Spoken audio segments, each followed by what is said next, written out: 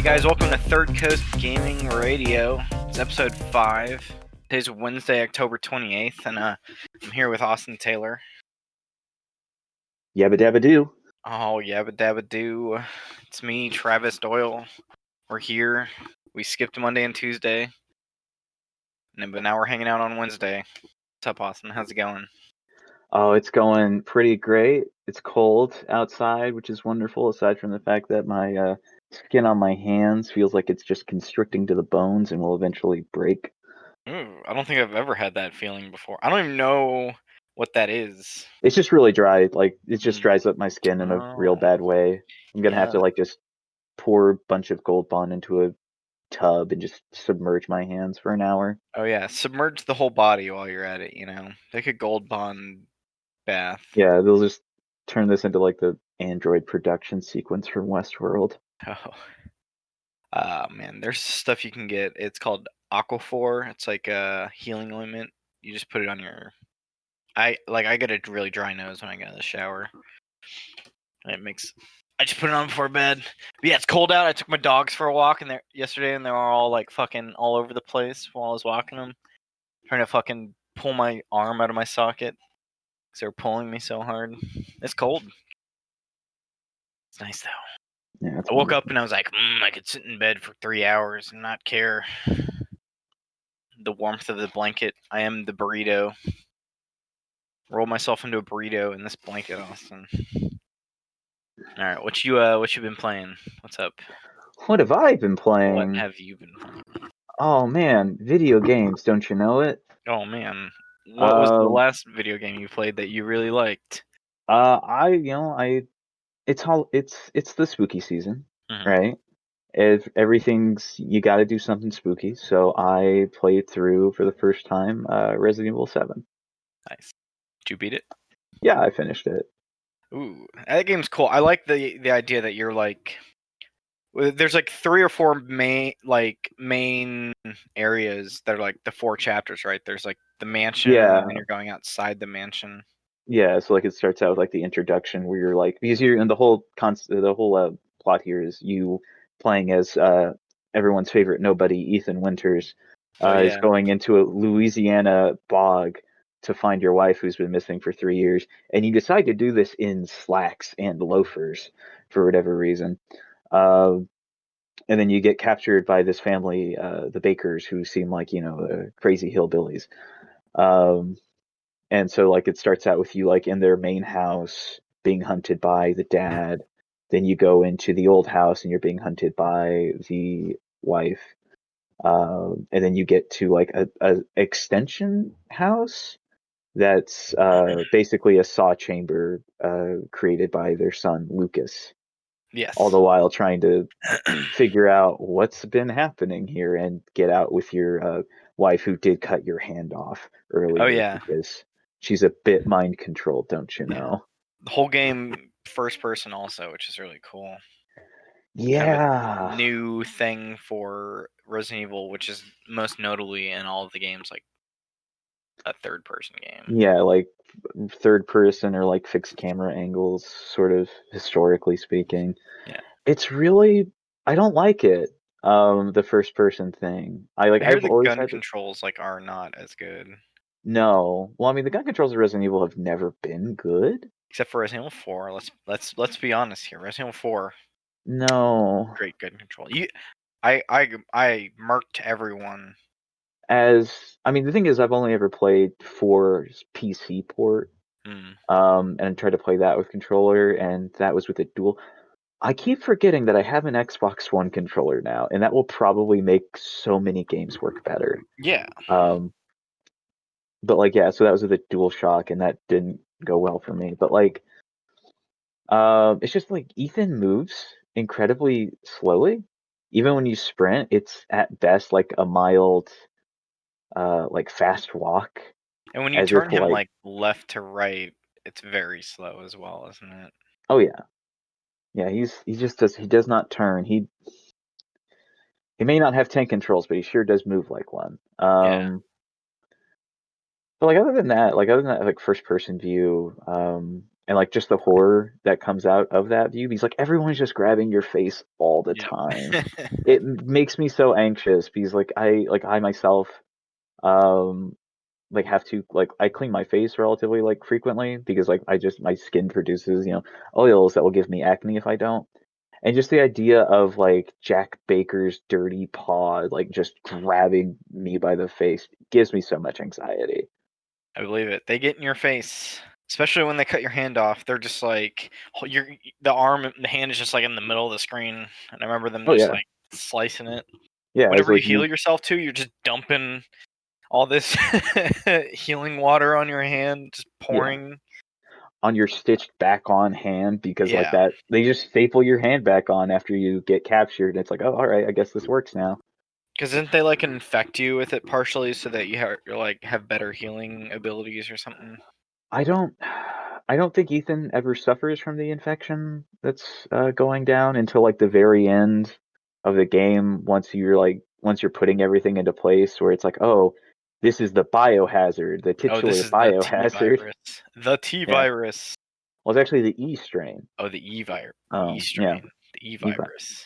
yeah, which is being spread by a child named Evelyn, who is kind of spooky, haunts the house every so often, but you don't really get a sense of her, like, except when you play as Mia Oh yeah, they did in. all those DLC things where you're playing as Yeah. the What's other the character.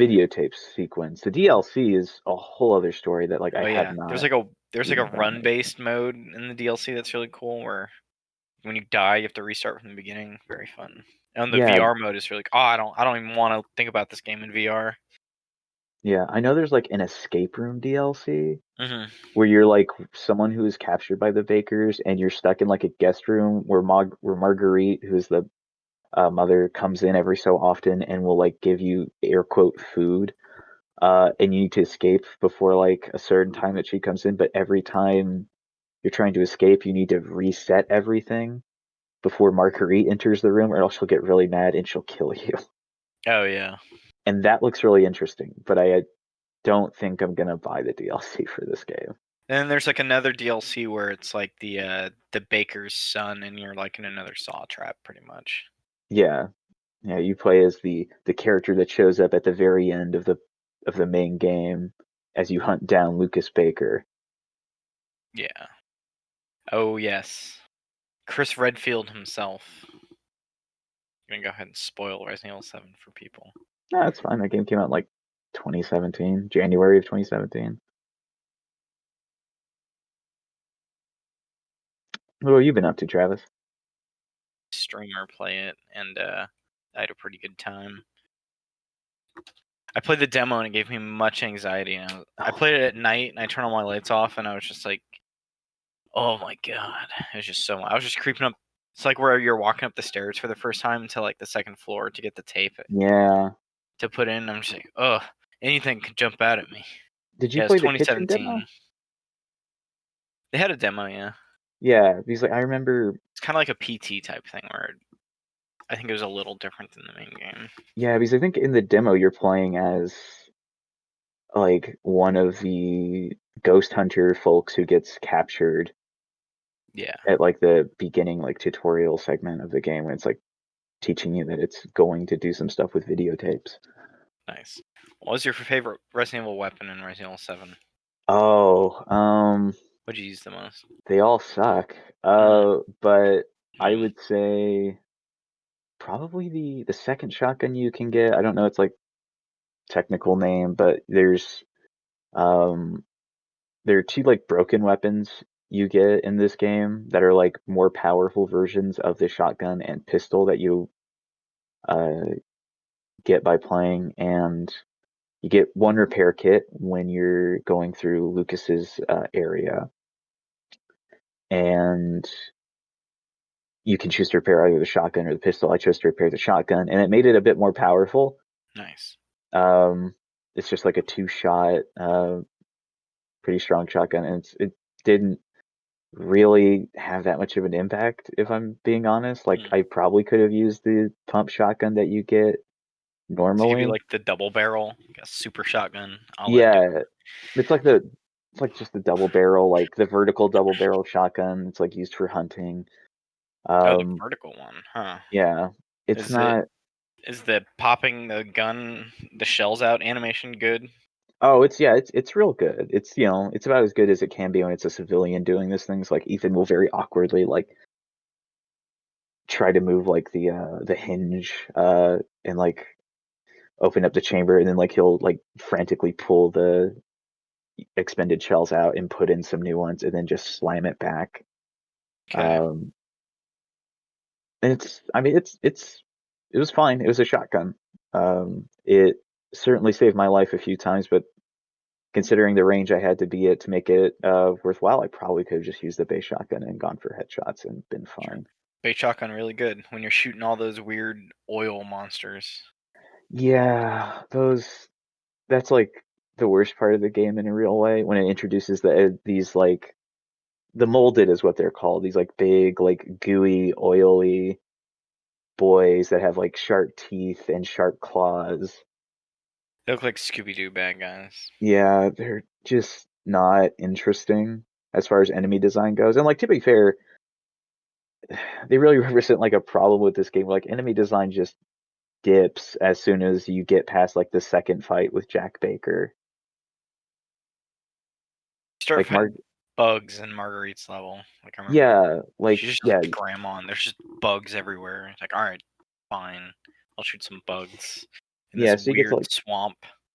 yeah, you get to Marguerite's thing, and she's just like throwing bugs at you, and then you get to like the second part of her area, and you're just being chased by her in this house, and you have no real idea what you need to be doing. It's a boss fight, and it doesn't really tell you it's a boss fight. Oh yeah. Well, you played Um, that Resident Evil 2 remake also, didn't you? yeah, after doing 7, I wanted to jump into 2 for a bit just to Yeah. see like how I felt comparatively. And like I have to say, I think 7 is a much more like effective scary game in a real way Yeah. than the remake of like 2 or 3. And that's like partially because of perspective. Also, the fact that 2 does put an emphasis on the just the equipment that you can get and grab, and zombies like are not naturally a particularly intimidating enemy in 2. I would say 2 doesn't get particularly good in like a spooky, like scary way until you meet Mr. X. Yeah. Although I just kind of like Resident Evil 2's setting. It's so iconic, Austin. The the police station, Yeah, zombies like hanging out. within the series, like yeah, the police station's pretty dope as far as the setting goes. But the problem with 2 is that eventually you leave the police station and every setting after that is just bad. Yeah, I think I've only even in streams I've only seen up to before you leave the police station. You go into like the sewers, don't you?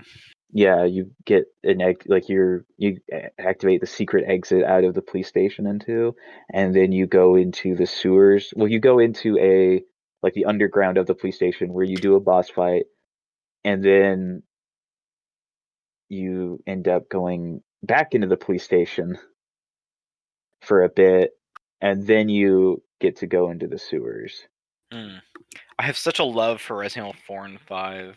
Like I've gone back and played those so much that I should just play Resident Evil 2. 7, I could take it or leave it, but 2 goes back to the classic, like over the shoulder shooting guys. I mean, I remember the biggest thing I remember from 2 that wasn't a thing in like the set of games of 4 through 6 was that like headshots don't really do anything as much on the zombies, and the zombies will like you're pumping a lot more rounds into zombies. Like you're unreliably killing zombies instead of like reliably killing them in Resident Evil 4. Yeah, yeah. So like you go through 2, and like you can put anywhere between like one very lucky critical hit shot to like an entire magazine into a zombie before it goes down. Yeah. Tor in Um, 4, you're just running around murking fools and picking up items. In this, I've seen a lot of people who play it. They'll just avoid the zombies and just keep going because it ends up being a waste of ammo. yeah, like dependably, the only thing that you can like dependably do to zombies in like the remake of 2 is like take out their kneecaps. Yeah. Um, which is a real kind of mixed thing. Like they don't move as quick, but they'll still like bite at your ankles. Yeah, and all the puzzles and from the streams I've watched of RE2 seem like good old classic Resident Evil puzzles. Dude, oh my god. Yeah. The puzzles. They're fine in the police station, I think. Once you get into the sewers, it introduces a chess piece puzzle to activate some door. That is just the worst, just the dumbest thing I think I've ever seen. We just need to you have these power conduits, and you need to find these independent chess pieces around the sewer to plug into these to the right inputs, because they have a specific input order that you need to put them in, and if you don't, you got to redo it, and it just unlocks a door for you to go immediately get into a boss fight. Sounds bad. It's not great. Well, thinking of things that are great, you're playing Fandango. I don't know if that game's actually great, but from what I hear, it's still very delightful and funny. Yeah, so moving, still within the spirit of the spooky Oh season, yeah. I went and decided this would be like a replay of Grim Fandango year. And I'll say Grim Fandango is still a pretty obtuse 90s point and click adventure. Though point and click isn't really apt, considering it's that's an optional controller mode. It's mostly you move, and the thing that really affects anything is whether or not Manny's head glues itself to an object in the room, and that's how you know if you can interact with it. When that was at the time, going back and listening to the production of the remaster that Double Fine did in 2014, apparently at the time that was a really big deal for adventure games, is that Manny would move his head. Nice. Manny being the main character, you play a dead skeleton man who works for the Department of the Dead, the DOD. He's in a suit. He's in a Yeah, white suit with a bow tie. only for part of it. Oh yeah, he has his You're blue suit. basically the insurance. You're selling travel packages to the land of the dead. And there are three, technically four or five real travel packages that you interact with in this game, which is the number 9 express train that gets you to the land of the dead in 4 seconds.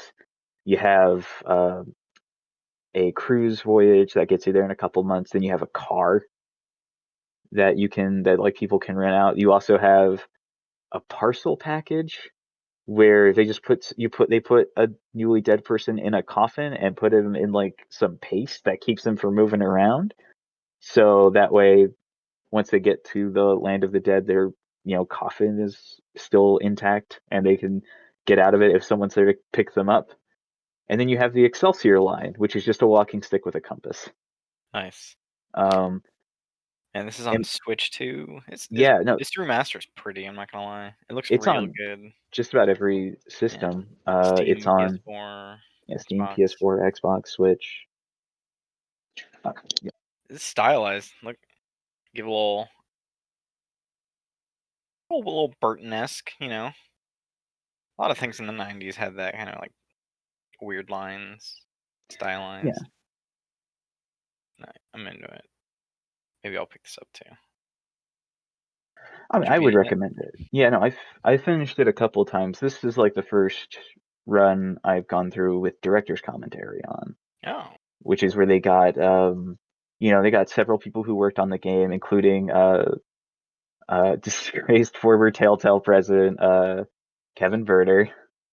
They got Peter McConnell, who's the composer for Grim Fandango, and Tim Schafer, who is the current head of Double Fine and was the lead on Grim Fandango's original production, as well as a couple of other people who were on the original production team, to sort of talk about things like the art and music and the inspirations of it, and to reflect on where they were at the time, what they had to do to get this running, and how they feel about it now.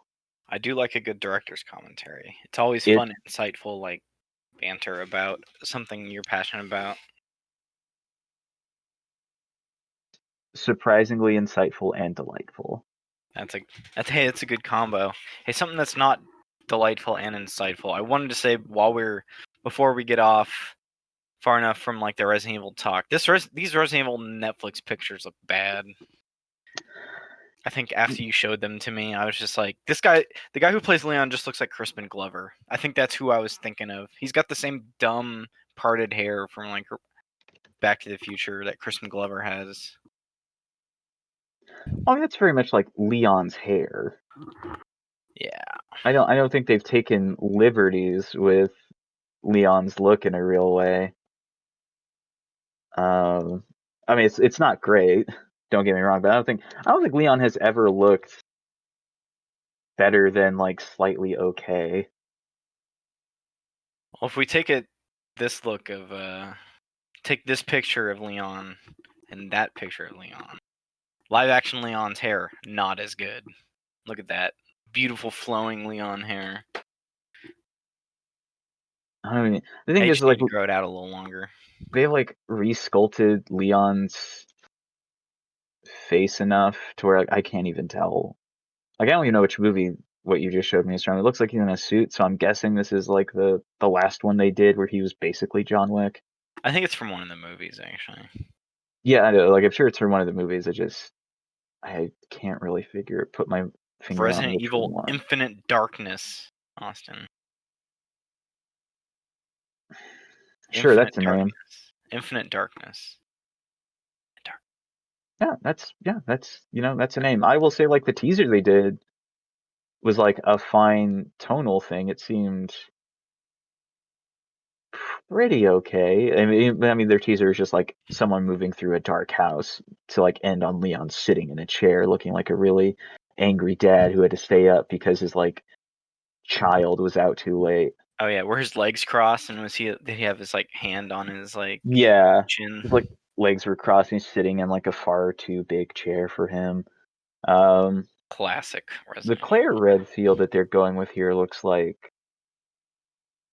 I mean, considering it's just like a face and like a red part of like what looks like a red jacket, it looks like they're going with the Resident Evil Revelations 2 like design look kind of here, which is just good.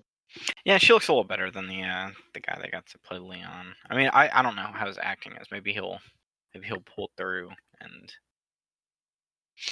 surprise me. But speaking about surprising, man, we played a bunch of Halo Reach multiplayer. I think it was like 2 or 3 hours, maybe more, but I was digging that. Yeah, it sure is surprising that we played multiplayer in a game that's now widely available. Yeah, I was surprised how much fun I had with it. That's what Oh, was surprising. you should never be surprised at Halo being good. Yeah, I've played so much Destiny multiplayer, like PvP, and going and playing that is just bringing back some good memories. Because like the DMR, the assault rifle, and the battle rifle all shoot like exactly the same as the guns in Destiny. And then just having big team deathmatch or like the one map we were playing a map where it was capture the flag and we were attacking and there's like a tunnel we would go through. And God, what was the cool play from that match that we won? I'm trying to remember. It's all a blur, Austin. I mean, yeah, Halo multiplayer is just a fever dream. Yeah, I just remember someone taking one of the I'll say it's the Falcon, the human support aircraft, and someone on one of the teams burned that through the tunnel and it was just stole the flag and just took it back like as soon as possible. Oh yeah, that was wild.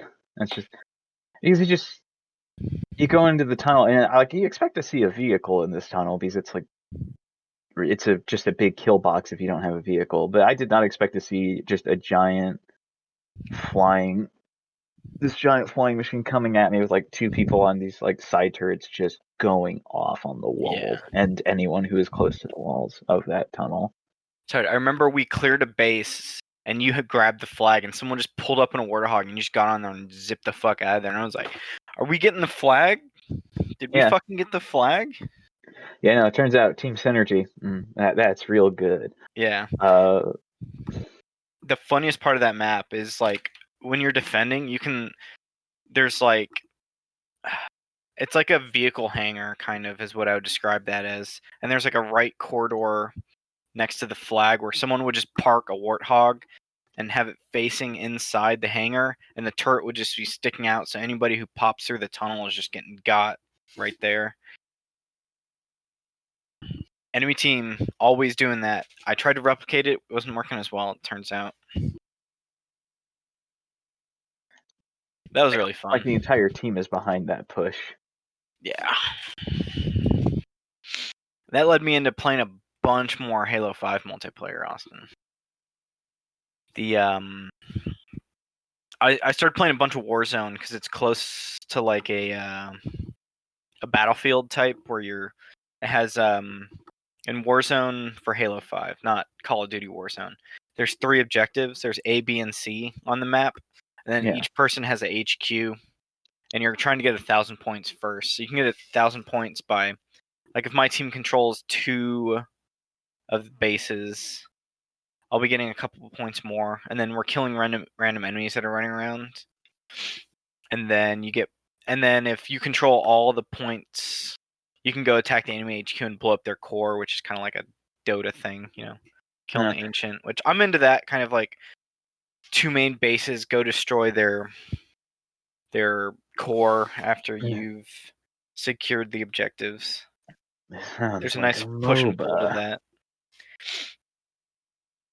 It's really, I mean, as long as you're not summoning minions, I guess it's far enough from a MOBA that I'd consider it fun. Yeah, you're not. Thankfully, there's no lanes that you're like mitigating minions from. The only thing that when you take a base, it'll spawn with a couple Marines, and you can go in there and just like murk some Marines. It's all like a simulation too. When they open the match up, they're like, "This is a training simulation, Spartans, and we're landing here, and you're gonna fight some Covenant before you train with your red allies." We're not actually letting you kill Marines. Yeah. We know that was like a thing Halo's like mythology and like lore is pretty okay with, but we don't want to do it.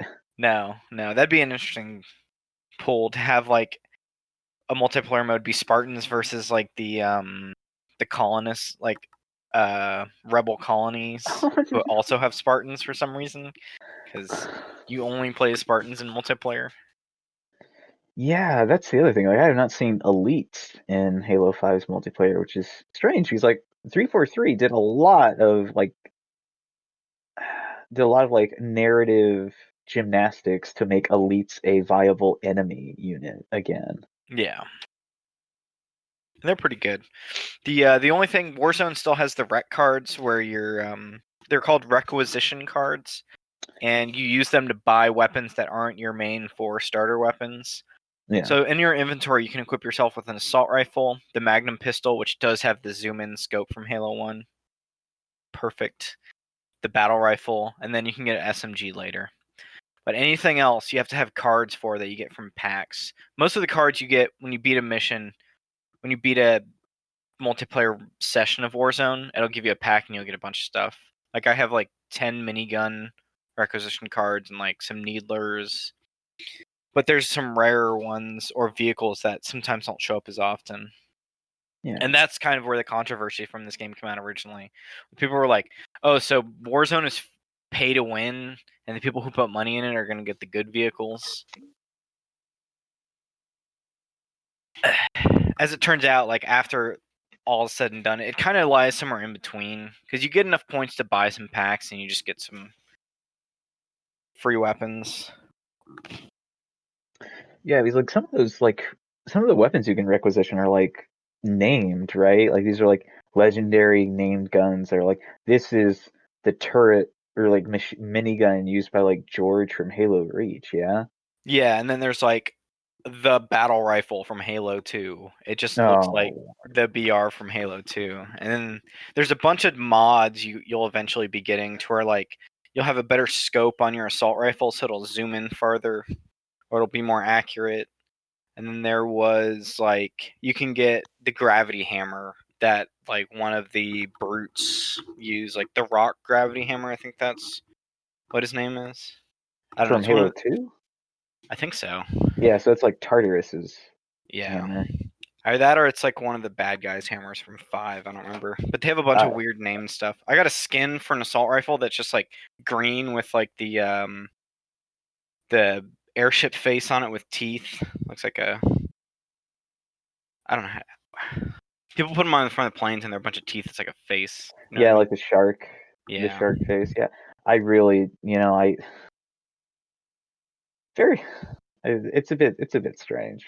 I look at Halo 5's multiplayer and like I'm not big on what I see. Like I'm sure like the gameplay moment to moment is fun, but like things like that are a bit much for me. I'm not like particularly angry about it, but like it makes me a bit cautious, and also just the way movement sounds in like 343's Halo, where everything just sounds like they wanted to make like the audio like 3-dimensional or whatever, and like make it ever present. So like when I hear like people move and I hear armor, like sparred armor move in Halo 5, I'm like, what is happening here? Like just the way the bits of it sound like they're grinding together all the time. Yeah, I noticed that while I was playing. I turned it down a little. It ended up not bothering me as much when you get into most of the gunfights where you hear the bullets instead. I mean, this did come out. Halo 5 did come out 5 years ago, but overall, I think I don't know. I was having a lot of fun with Warzone. I ended up not worrying about the card packs too much because I usually just would have something to get. Like I'd usually buy a needler and swarm into a base, and like the needler in Warzone is a little stronger than like the regular one because it'll drop people faster than an assault rifle. And you can just go in there and like clear people out. And they have like the you'll have requisition like points as you're playing. You'll get like you'll have 3 requisition points and you'll spend 1 to get an upgraded piece of armor. So it's like this weird, you're kind of leveling up and spending requisition to get better guns so you can push on the enemy. And I think I've played like 6 hours of it already. I've played a bunch of matches and I think it's ended up being more fun than I had with like, it's different than like big team deathmatch or big team objective where you have a big team and vehicles and you're fighting for like capture the flag or something. But there's something interesting about like it's like a longer game like Battlefield is. It's where it's like the match could take like 40 minutes because you're pushing and pulling with them. Like you can end it quickly by capturing all the objectives and just blowing up their core, but you have to be like on point. Yeah. Warzone, I don't know, like Halo's Warzone is still like I think an interesting direction for this multiplayer. Like as C43 tries to move it out of the more arcadey roots of Halo's multiplayer, while still I think providing that kind of service in multiplayer. Yeah. They still have the regular multiplayer and like the gunplay is still arcadey. Like you're not dropping someone in Call of Duty like in 2 seconds. You're still kind of trying to drop their shield and knock them out. Yeah, but I mean like finding like power weapons on the map, that sort of thing. Yeah, instead you're buying your power weapons, which is interesting too. I hope Infinite has like a Warzone type thing, but they'll probably go to the Battle Royale route and do that before it. Who knows? Who knows? See, I'm really interested in what they plan on with Infinite because I think they want this game to be like an air quote service. Yeah. Right. Not in like the same way of like an MMO like the Division or like Destiny, but I think they want it to have a long tail for Halo Infinite's multiplayer. I would say they want it to be like not the Battle Royale portion of Fortnite, but like they want to release it and it be them updating it for the next like 5 years, maybe longer if it still looks good after. But I think they're saying the multiplayer mode, one of the initial multiplayer modes for Halo Infinite is going to be free to play. Yeah. So Microsoft has confirmed that their Halo Infinite's multiplayer mode will be free to play. Overall, just everything? That's what it sounds like. That'd be interesting too. And I think it's a good route to take. Well, I mean, it'll be free to play. It sounds like they're going to do something along the lines of a battle pass system. I'm pretty stoked for that. Yeah, that'd be pretty cool. I'm already buying a Series S. I think I've just made up my mind that it's $300. That's can be saved up pretty easily, and Game Pass and free to play Halo Infinite. Like I Yeah. got Halo 5 for $10 and I was playing a bunch. She's like, man, I really like Halo, and I could see myself just playing a bunch of Halo Infinite multiplayer when it comes out. Oh, and Halo Infinite just backwards compatible on the One S and One X. We'll see how they run when it comes out, but Yeah, that'll be like interesting too. because they talk about optimization, like Halo Infinite being optimized for the Series X and S. But I do really feel like they're not gonna. I don't think with Halo Infinite specifically. I doubt they'll leave the One S or X behind in that way. Yeah, and you can just buy a One S for $200 right now too. Like I've seen them on sale for $150 also, Yeah, which is like, yeah, you make that cheap enough for people to pick up, just to download Halo Infinite free or mess around with Game Pass. Because I think right now what Xbox is doing is they technically have 3 consoles that they're kind of putting games on. Because they're stopping production on the One X, but they're still making the One S, and then they're gonna have the Series S and the Series X. it's interesting that they stopped production on the One X, but I think Yeah. that's because like the One S is like just the very cheap. It's like the very cheap model, and they're actually supporting. It seems like they're actually supporting a cheaper model this time around instead of like with when the One was announced, and they're like, oh, there's a system, or Don Matrick. It's like, oh, there's a system for people who don't want the new features associated with the Xbox One. It's called the Xbox 360, and they just didn't support the 360. No, but it seems like they have 3 set up, and I'm guessing they're not gonna they don't need to make more than One X because the Series S is basically a better than a One X and not as and the lower end compared to like a Series X, but it's still the same guts as a Series X. It just doesn't go to 4K, but it's gonna run stuff perfectly fine, and it's 300, which is probably about how much the One X's are going for right now. Yeah. Very exciting times. And the quick one before we go to break is I've been playing more Ghost of Tsushima Legends, and they're doing some stuff. They have like they have their weekly missions where you'll get more gear, kind of like a Destiny, where you have like a weekly story mission you'll play, and then like a weekly survival mode, which is like the 4-player like horde mode, and then they have some nightmare missions. And the getting new weapons has been really cool. Like I just got my legendary weapon, so what makes it really nice is it's a named weapon and it has a unique perk. And its unique perk is it lets me switch between all 4 stances in the game. And normally in Legends mode, most weapons only have 2 stances, and the stances are used to break like a shielded enemy, or it's good against a spear enemy. And this weapon I got it's good against all types of enemies, so I can just flip between them. And it's been fun. There's not a lot of variety because there's like 6 story missions and like 4 or 5 survival missions. So once you've beaten them, you're just beating them on harder difficulties. The only thing that sucks is that survival, from the 3 difficulty tiers, it just increases the amount of rounds. So the first tier is like 15 rounds, the second tier is 20 rounds, and the third tier is 25 rounds. And it takes like an hour and 15 minutes to do 25 rounds of that. Maybe like an hour at the least. Is that a thing Gears of War was doing in Horde mode? Is where the harder difficulties would just have more rounds instead of being like No, actually more difficult? no. Like most horde modes just make things more difficult. Like most good horde modes, make things more difficult. Like within Gears, my experience specifically being in Gears of War 2, Mm-hmm. like it was always the 50 rounds. Like you could go up to 50 rounds on any difficulty. It's just things became progressively harder Okay. as you went on. But that was never like there's never an extension of the rounds in that way. Like same thing with Firefight in Halo. Yeah. It's just like they introduce harder enemies, but also like these are games that are shooters. Yeah. And were like made to produce challenge in a way I don't necessarily think Ghost of Tsushima was. Yeah. And the closest thing to challenge to Tsushima is they have a good enemy variety.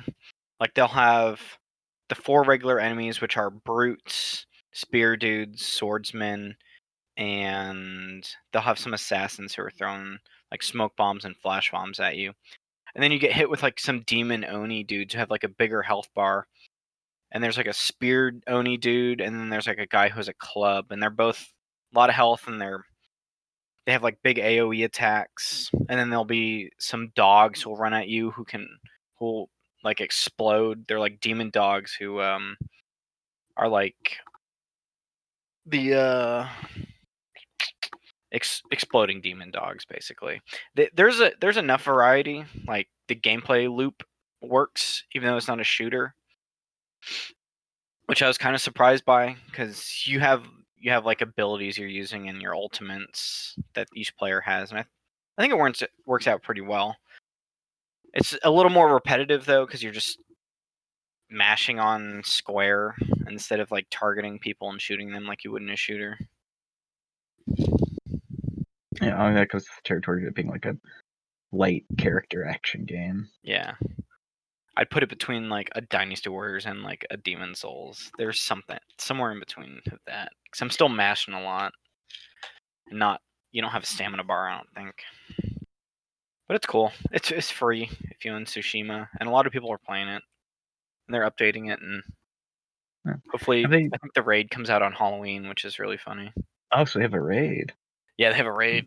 That's I don't know dope. if I'm gonna play it, but they have a gear score. Like I'm gear score 95 right now. Oh. And then to you do the just raid, you have ensured to be I'll like never touch score this. 100. Oh boo! It's fine. I haven't been noticing the gear score too much. I'll just play in the harder difficulties. My friends have outpaced me completely. Like they're playing the nightmare mode stuff, which is like the 4th super hard difficulty. I'm like, I'm not gonna touch that because that sounds like a pain in the ass. But Yeah. I've been playing other stuff. All right, yeah, that's it for games. We're gonna take our first break and we'll come back to news.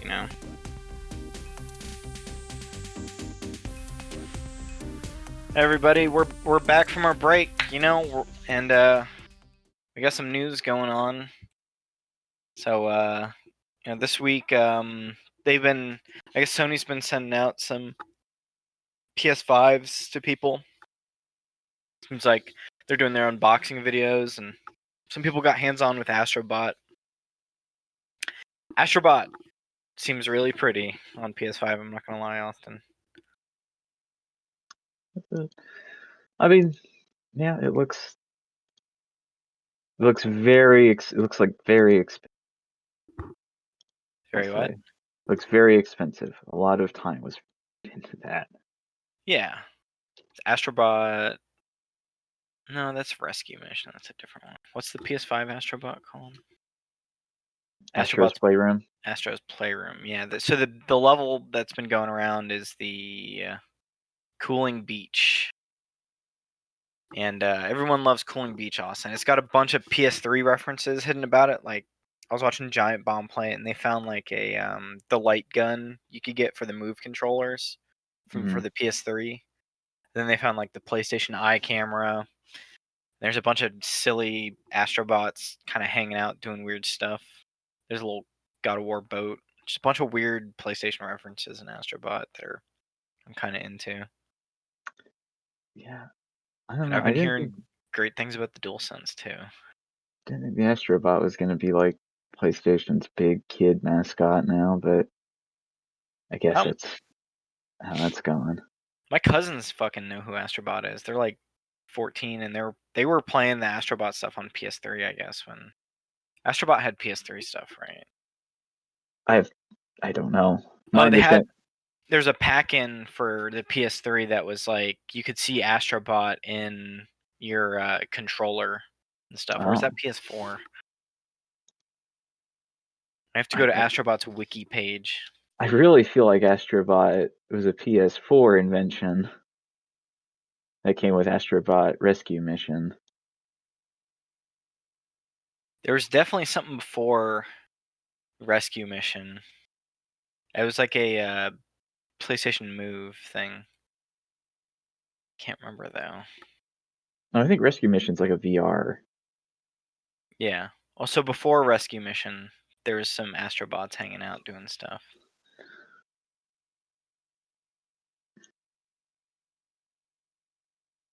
That's cool. I've been hearing a bunch of good things about the DualSense. How it's like, if you would, the way they compared it on Giant Bomb is that if you think about like the HD Rumble on the Switch, the DualSense is doing real HD Rumble. Like they were going through like a waterfall coming at them, and they could feel like it pulsing, like you would think water would be. Yeah, does it like pass through the controller? Yes. That's a bit much. Like the different textures of like things you're walking on, like sand. You get like a gritty, weird rumble when you're walking through sand in Astrobot. I don't know about that, man. That's gonna be so much for my hands. Ah, I'm excited. Like the the triggers are better too on the DualSense. It seems like, I don't know. It seems like an interesting controller. I'd like to get my hands on it, but I'm gonna wait a bit. Have you seen the detailing on the controller? It's pretty. That is the fact that like the back grip textures are like tiny PlayStation button symbols Yeah. is wild to me. Yeah, it's pretty. They're really going for it with the PS5. This is like the high end. Like they're going in the direction of like, this is like the luxury console. It's like this Yeah, weird sleek box and like all these details on the controller. Even like the stand is like a weird thing because you have to lay it horizontally. You have to have the stand. Like it's gonna like be slanted if you don't.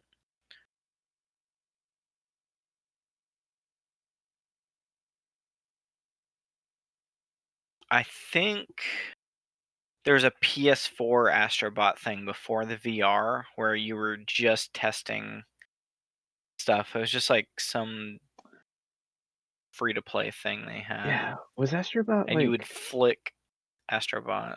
the Share Lab or something? Yeah, Right? Like the that like how you can make GIFs on a PS4. They had like some Share Lab where you can edit footage that you capture using the PS4's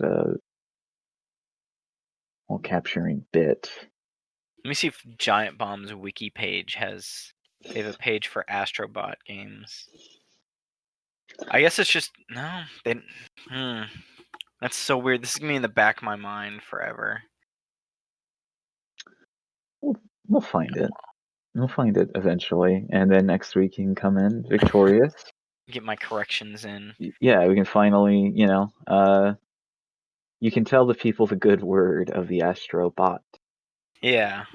Well, the other PS5 news that were coming out is they confirmed like a bunch of streaming stuff that are going to work for PS5, and I think there's this PlayStation blog article that has like a PS5 remote that has 4 buttons on it. It's got a Disney Plus button, a Netflix button, a YouTube, and a Spotify button. Yeah, very, very bold of them to assume that I want Spotify anywhere near me. But Yeah. It's unfortunate how much I use Spotify, even though I know they don't pay their artists that much, but it's $10 a month, and I've been using it for a couple of years. It's got all yeah, my playlists, Austin. I can't bounce off of it now. yeah. I mean, the thing is, no one does, right? Like, no one pays musicians on these streaming services nearly enough. And I'm the Right? worst person to listen to music. I used to torrent music before I bought a couple things on like the iTunes store for my iPod. You know. But I Yeah, I don't mean, know. I'm just the person who owns like 2 albums. Yeah. I think I have the Daft Punk like Tron Mhm. Legacy album. That's probably That's a what I good bought. one. Yeah. And then I bought like the first album I ever bought was like AC/DC's like Highway to Hell. Because that song was in Little Nicky and it was really good. What albums do I own? Although I never use Spotify on my PS4 because I think it never works like I want it to. Nope, I can. Yeah, I've never like my experience with Spotify is limited to the mobile app, the free version of the mobile app, which is not good as like a music listen as a way to listen to music. I have only ever used it to I don't even know if I still have it. I do still have it on my phone. I've only used it to listen to podcasts that are exclusive Yeah. to Spotify. Um, but like the idea of throwing on like a random like playlist through Spotify whenever I play a game is not that appealing to me in a real way. Yeah, and I think what was it? The free version of Spotify is the songs are random. You can't like select what song to listen to. On the mobile app, yeah, like it's Yeah, and it's pretty got ads random. and stuff. I don't know. I've paid for it forever, and it just lets you listen to music however you want to. So I don't know. I drive a lot, so I need music, or I'm gonna go crazy. It's a work expense, Austin. It's a work expense. Okay. Yeah, I mean, I just do podcasts, but Yeah. I'm grateful that Spotify's had brought a bunch of podcasts on there. Like now they have the Giant Bombcast and like some of the kind of funny stuff I listen to in Waypoint. Our our podcasts on Spotify. Good stuff. YouTube button. I'm gonna be hitting that YouTube button.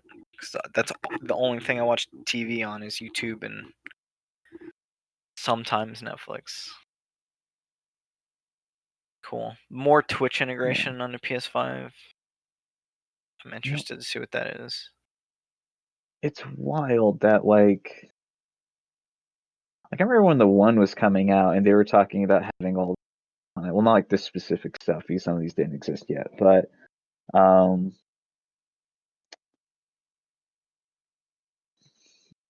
Yeah, they were but like talking now about that like like the hooking up like PS5, cable services into the Xbox One. That was their big thing. This is going to be like you're not going to get a cable box. It's just going to be this. yeah, and like we kind of have that same thing here now, except it's all streaming.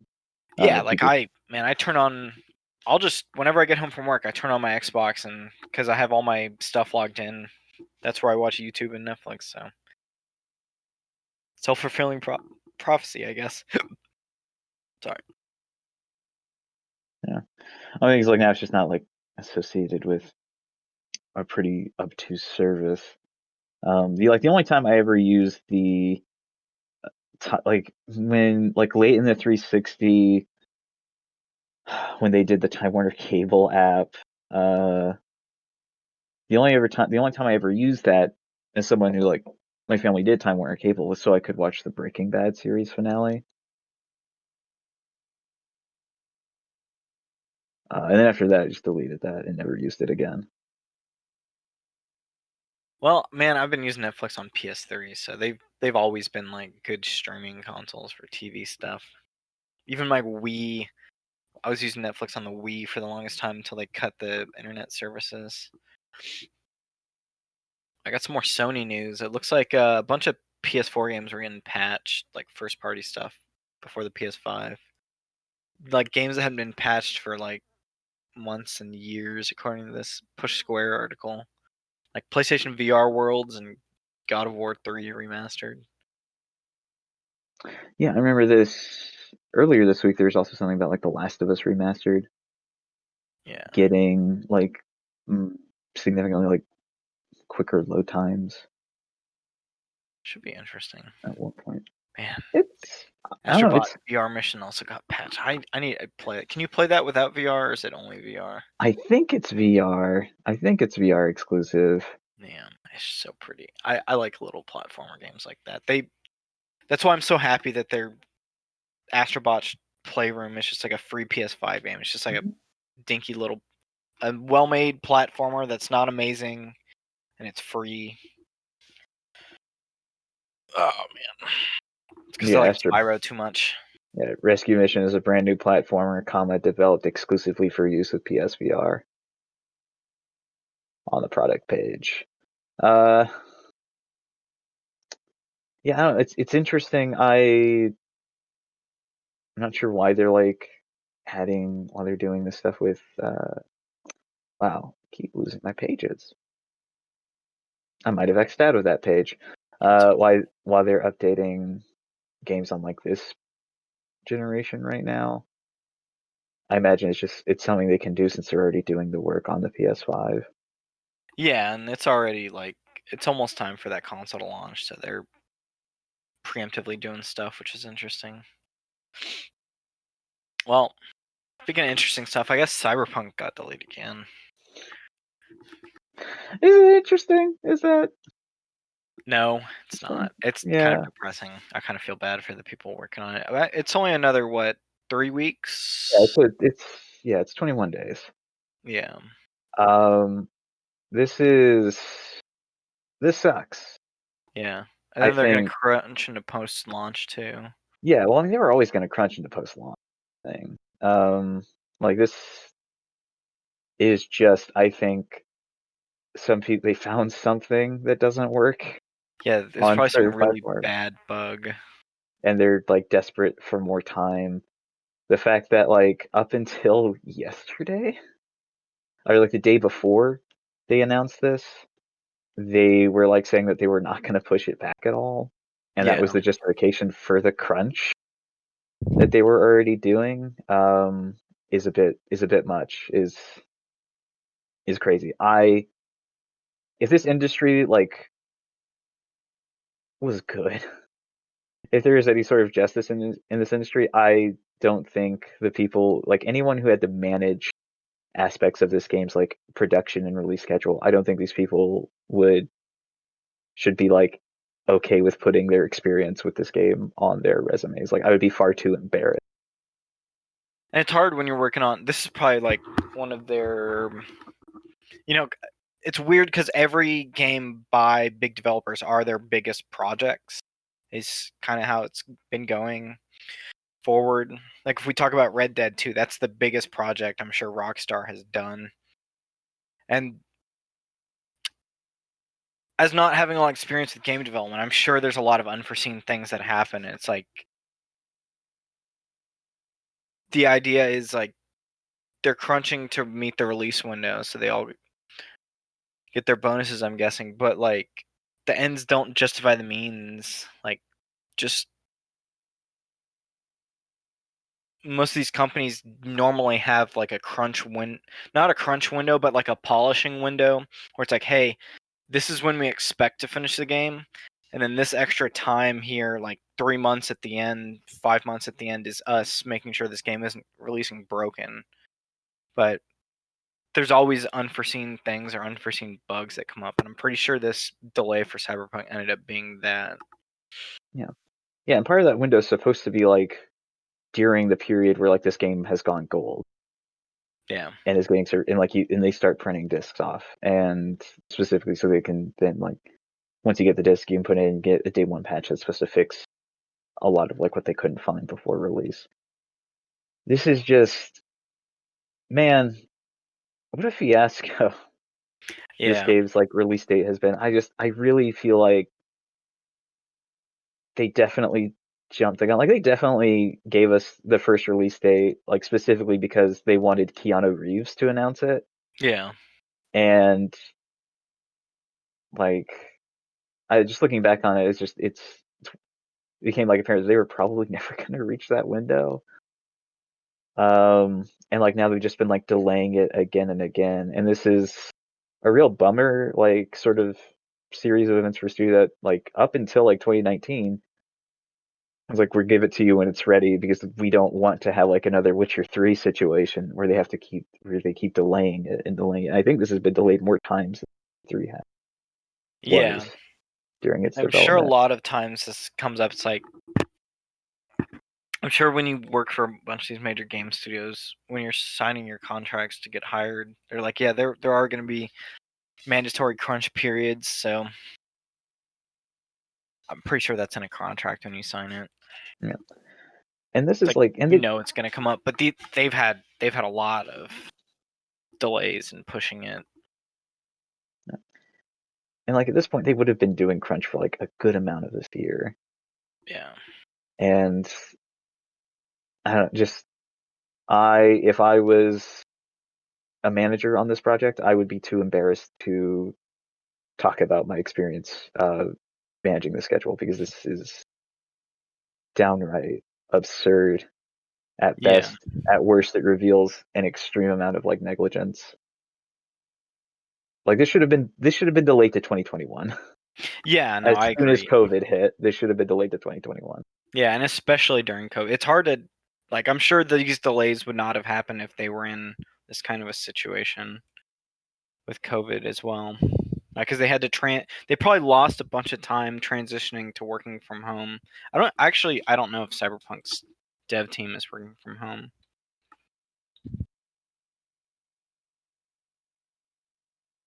Let's see what the internet says. It just says they're working overtime. I don't know if they're working at home. But I'm sure it changed their development pipeline.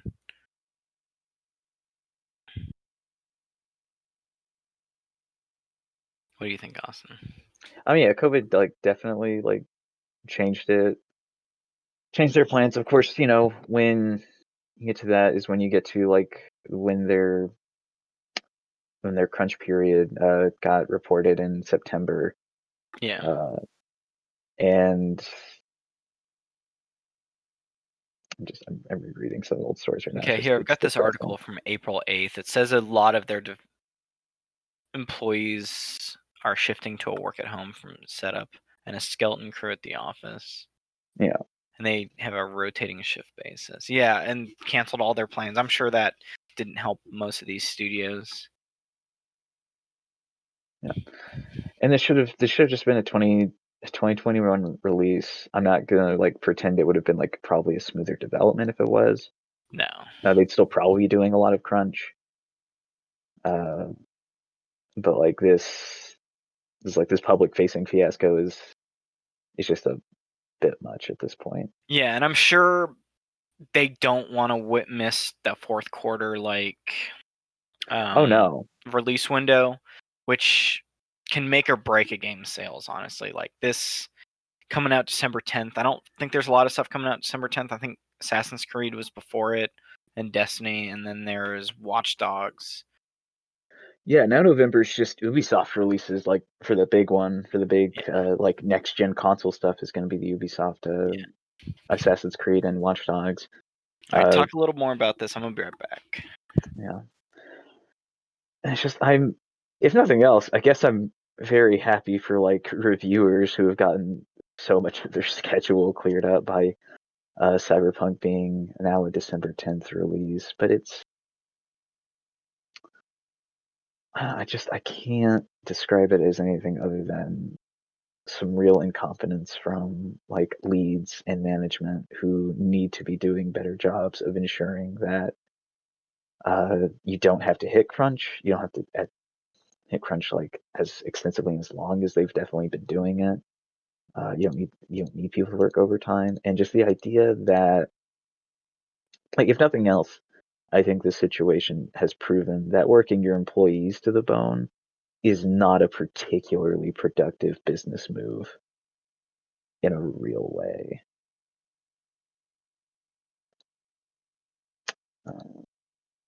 It's weird. Hopefully they get better through it. But it sucks that this is happening.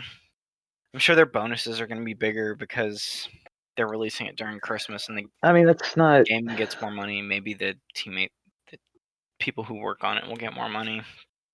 That's usually why they try to release in the fourth quarter. Sure, but this is about more than money. This is just Yeah. about making sure people have like any sort of work-life balance that is like fair and does not exploit and abuse them. Yeah. The other thing here is like, how does this hit GOTY season? What's that? Oh, Game of the Year. Yeah, how does this hit Game of the Year? I'm sure a lot of people are gonna wait till this comes out to talk about it. Yeah, Depends but how I mean, long it like, takes to review it too. that's the thing. It's For like wait till everyone on this comes staff to play out. it. But like, yeah, in a game like Cyberpunk, because like not everyone on staff of like most game review sites will play uh like every game, right? But Yeah, like Cyberpunk is just big enough to I think where, we'll see a lot of it go to January. yeah, I'm thinking that's what's going to happen. Like I think we're going to get a lot of discussions shifting to like mid-January. We know Keeley's show isn't moving back. That's broadcasting on December 10th. So Oh yeah, I imagine 2021 Cyberpunk 2077 will be the game of the year for the Game Awards 2021 as they continue to be dumb and not just broadcast that in January. Yeah, well, a lot of those things are set in place. I'm sure they didn't want to. Well, this has been a reoccurring issue for Yeah. TV. Like this happened with Final Fantasy 15. It's silly to me. What happened with That 15? 15 came out in like December, right? Yeah, 15 came out like late into its release year, too late to be considered for Keighley's award show. Yeah. And like if Jeff Keighley, that silly man, who's is a bit kind of delightful, I'll say, delightful enough to where I'm pretty okay with Jeff Keighley. But like he wants his little show to be the Oscars for video games. Like you gotta move it back to where you can actually encompass a year, my dude. Yeah, and it's a weird business move not to move it back. I mean, they have all this stuff set up. I don't know.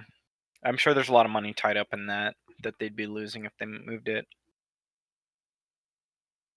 Can't run no business without the money.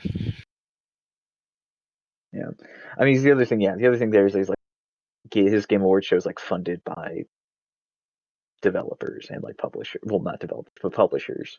Yeah. And is like about the world premieres. Yep. I'd say more so than it is the awards in a real way. Yeah, because a lot of people will not watch the Game Awards and just check out all the world premieres after, because it's a good way to advertise and get out some Yeah. other stuff. It's also just a long show, dude. I don't think I've actually sat through the whole thing. I'll It usually is. watch the clips after. Yeah, it's an average of like 3 hours, and that's with like several awards just like being given out in between ad breaks. Okay. It'll still be like just a long 3 hour show. I remember like last year there was a developer who was invited, brought along like a box of golf balls, and they were just like rolling golf balls down the attendance, or the That sounds amphitheater where dangerous. people were sitting. Well, I mean, they were like doing it under seats, right? They weren't doing it like down the aisle. Yeah. So what the golf? The show was so boring. Yeah, that's what they were quoted as by. Oh, Tim Garbos. Yeah, this is what they were quoted in this Kotaku write-up by.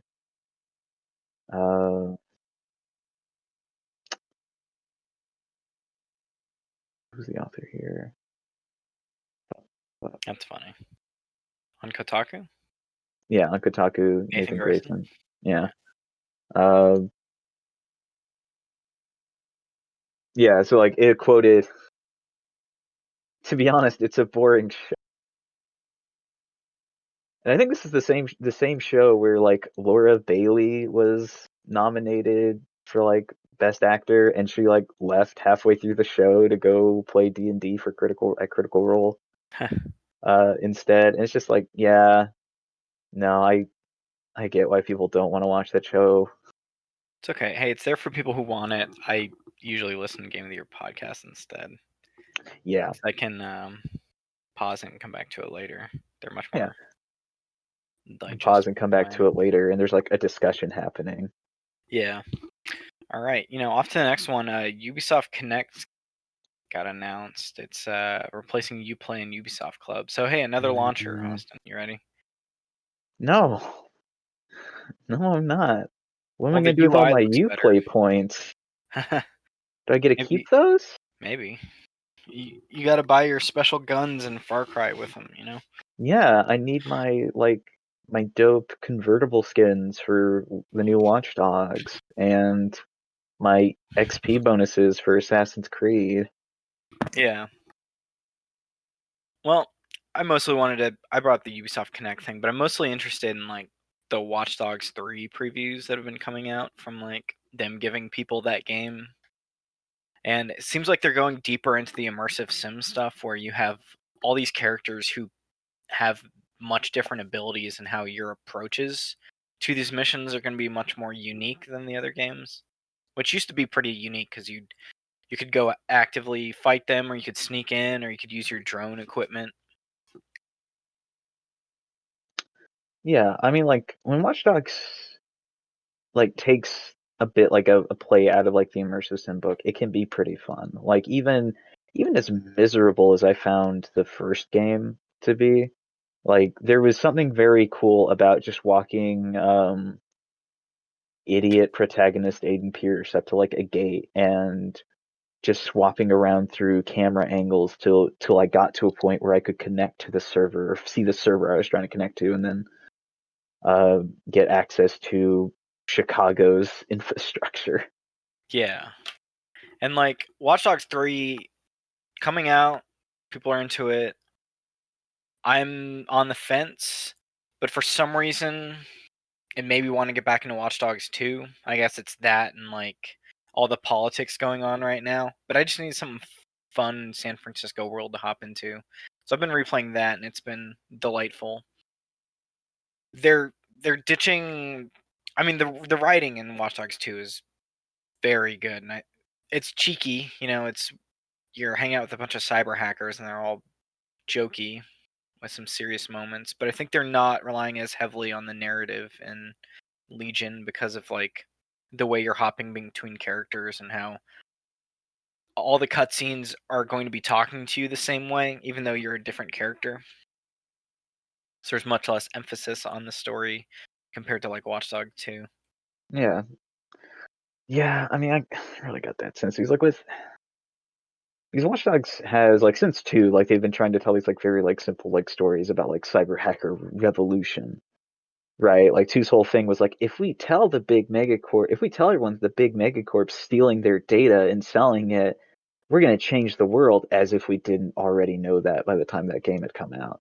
Yeah, Um, and this Legion seems like, hey, you get to be hackers and you get to fight fascists, but also you can convert the fascists and make them yeah. good guys. And then it's like the whole thing's like a police state setup, kind of like infamous Second Son did, where there's like a third party military corporation who came in to help like run the city and make sure everything is safe with quotes around safe. So you have districts and you're clearing a district of the like military personnel who are there. So that's kind of like your gameplay loop is you're doing missions in an area to get rid of the controlling faction in there, which isn't that new, but it's weird in the sense that like we had all the riots that had happened months ago. Much weirder now than it was like when Second Son came out.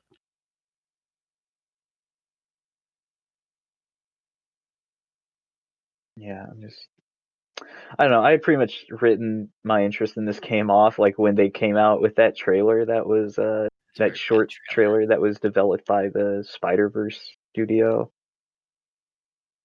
Oh yeah, Uh, where they like switch like where they like use the poem about um it's used to describe like the process by which like the Nazis removed people throughout Germany and placed them in concentration camps later to be later executed.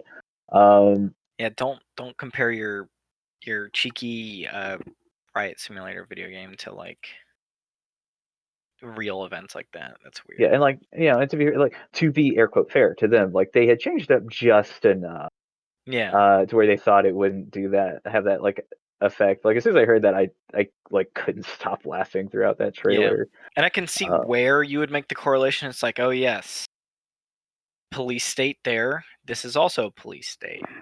I don't know.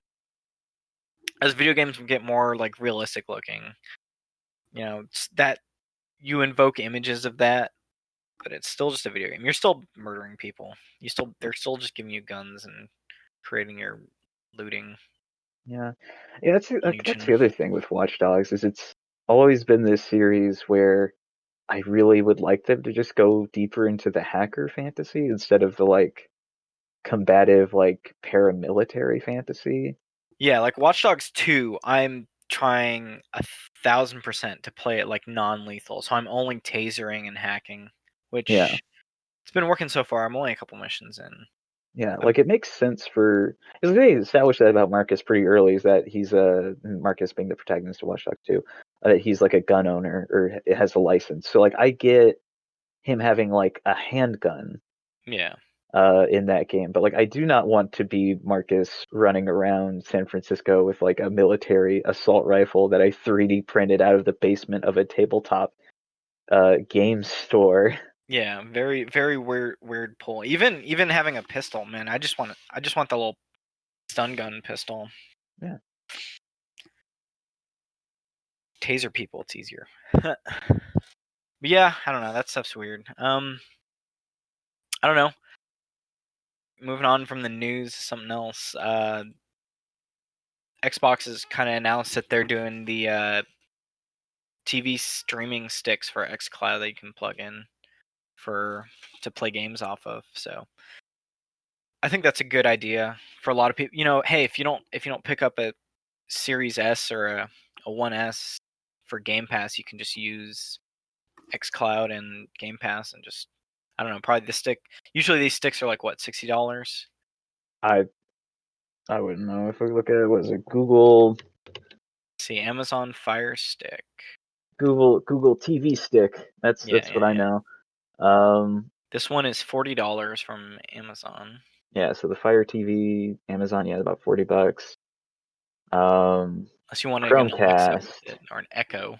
Yeah. This is not. No, give me the price. CNET. Oh, it's actually Uh, $5 a month yeah. for as So long like as you're signed up 50 for it. bucks to buy it. Yeah, I think it's it's a direction that I'm like more optimistic with than like the Google Stadia Yeah. thing. Like I think Microsoft can make this work in a real way because they already have this library Yeah. of games through Game Pass that they can take full advantage of. Like, I don't think Stadia has like the 10 years to build a library like Microsoft has. And I know a lot of places are building those libraries faster. Like Epic Game Store just came out and has a great library and does stuff. But I don't think Stadia can like differentiate itself enough from these other markets. Yeah. And the thing is like Stadia as a platform isn't particularly interesting in a real way. Um, as like a cloud service, like the caveats of a cloud service, I think put off a lot of people, even people who could like use a cloud service like effectively. Like I could probably use a Stadia Yeah, but you and still have not to have a lot buy of the issues. games, which is Yeah, the big thing. but like I still have to buy like the ability to license these games from them. Yeah. I still have to And you don't own those games, you're just licensing them. yeah. And this is also dependent on like other people doing Stadia. So like even if I move forward with Stadia, I don't think enough people are. And that's why like the new Chromecast is not like compatible with Stadia like at launch. Yeah. And I think we're at the point where you have these two studios competing for, or these two, massive tech giants, Google and Microsoft. I think it's going to be like, to make a older comparison, it's like the Betamax versus VHS thing, and I think Hmm. they're going to be competing, and only one of them. I think only one. I think Microsoft's going to stick around, and Google's going to get out of it because they have the games. They have fucking Halo. They have Gears of War. They have Forza and Bethesda now. Yeah. Like And if even you have Game Pass, you can stream it or you can just play it on your Xbox. yeah. And the thing that I think will be interesting is like what library does like Chromecast have access to? Like what extent of like the Game Pass library would a not Chromecast, the xCloud have access to? Would this have access to like the Xbox One Game Pass library, which is really good? Yeah, Um, or would it have access to like the PC Game Pass library, which is, still fine all in all. Like it's still pretty good, but not like as extensive as what's available on the Xbox One currently. yeah. Hey, it's okay. Stadia just got that new Greek Breath of the Wild game. Austin, you remember? Yeah, Phoenix Immortals Rising. Yeah, just what That everyone needs. Ubisoft's next big hit. Yeah. Well, I don't know. What Cyberpunk's coming to Stadia, and so is Valhalla, but I Yep. doubt people are going to play it on those. I mean, people will play it like wherever they can get it at this point. I think with Cyberpunk, but as far as like Valhalla, Yeah.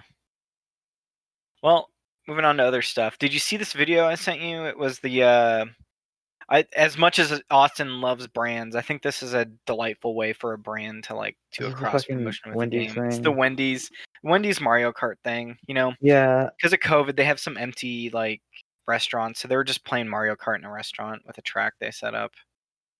yeah. I don't know. Wendy's is a real cute brand until you realize they're refusing to join a coalition to better support farm workers. Um, I didn't even know about that. yeah.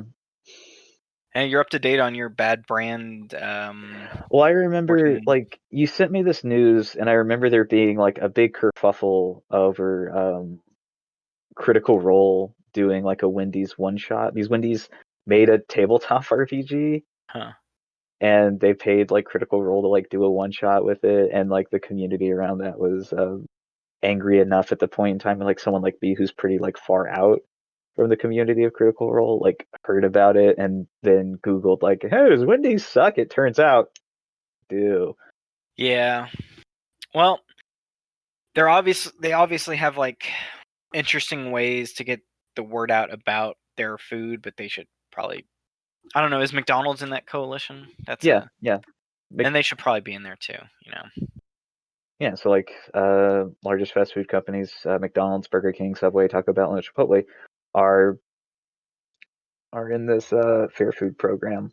And honestly, I dislike how aggressive the Wendy's Twitter account is. They'll get into fights with other brands and they'll just mock each other back and forth. I'm like, you could be funny about this and not just be like straight up roasting people. But Yeah, I'm into them using Twitch. I think a bunch of people are watching it. It I has mean, 600,000 views so far, and I think that's neat. I'd rather see Wendy's like do some silly goofs on Twitch than like the U.S. Army indoctrinate and recruit children through it. Yeah. It's such a dangerous thing to have them on Twitch. I mean, I remember their recruiting stations. They used to have the America's Army game. Like that was their advertising thing God. before. I have a little photo ID with my picture because I was in JRTC in high school. Mm, Yeah, whatever.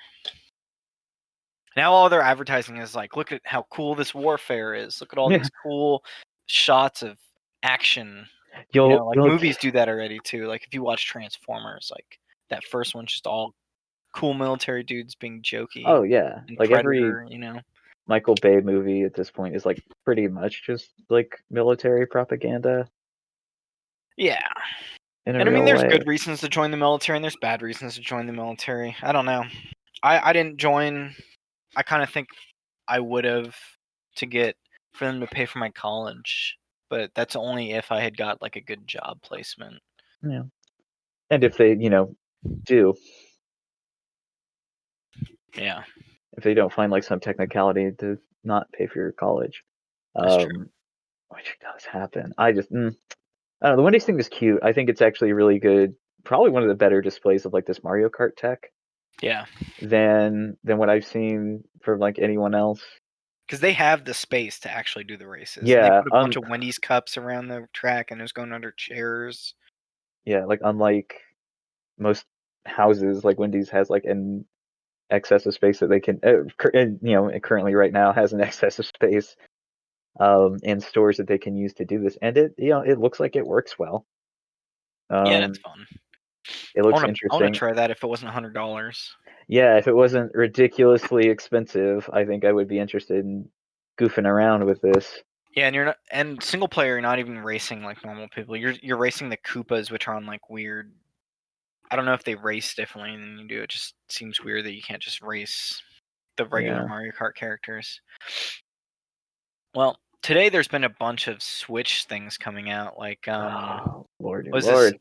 at 1020? The control you can stream Control to your Nintendo Switch from the cloud. Yep. Is it just a demo running, or are they selling it too?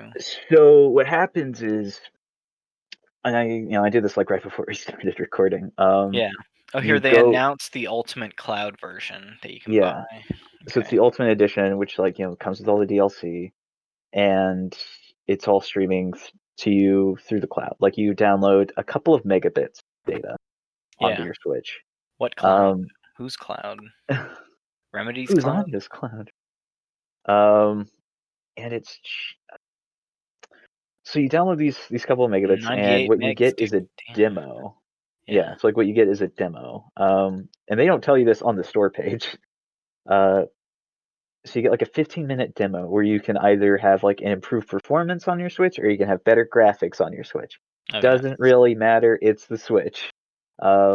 Screen is too small on handheld mode to make me care about that. So I did Yeah. like a playthrough of the improved performance, and it seemed like it worked pretty all right. All things considered, I didn't notice like a bunch of like any real latency with my like control input. And everything, like, it sounded good, it moved well enough. I didn't notice any like real frame drops. Yeah. But also it doesn't. The demo is like 15 minutes and takes you through like the tutorial area where you first get where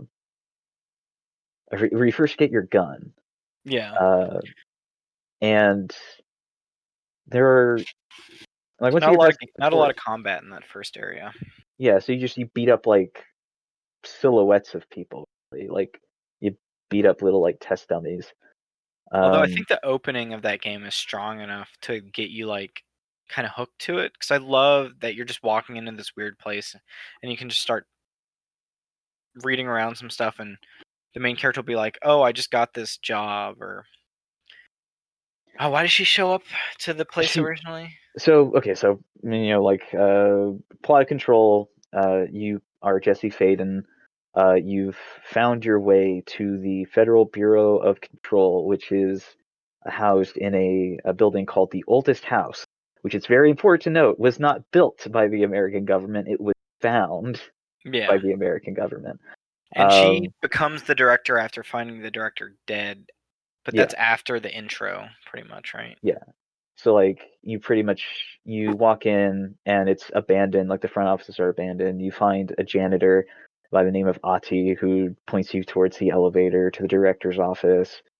Uh, you find the director, Alan Trench has shot himself, uh, and you pick up the director's gun, and then you immediately become the director, de facto director of the Federal Bureau of Control. But Jesse's there to find her brother, who had been abducted by the Bureau when they were kids.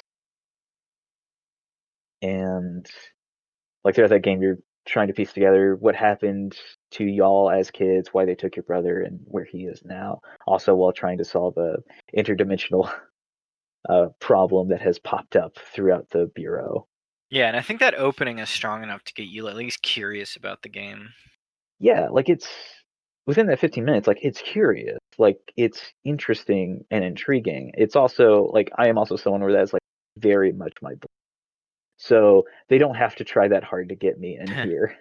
Yeah. Well, Um, it's good that they're bringing Control to more consoles. Put it on everything.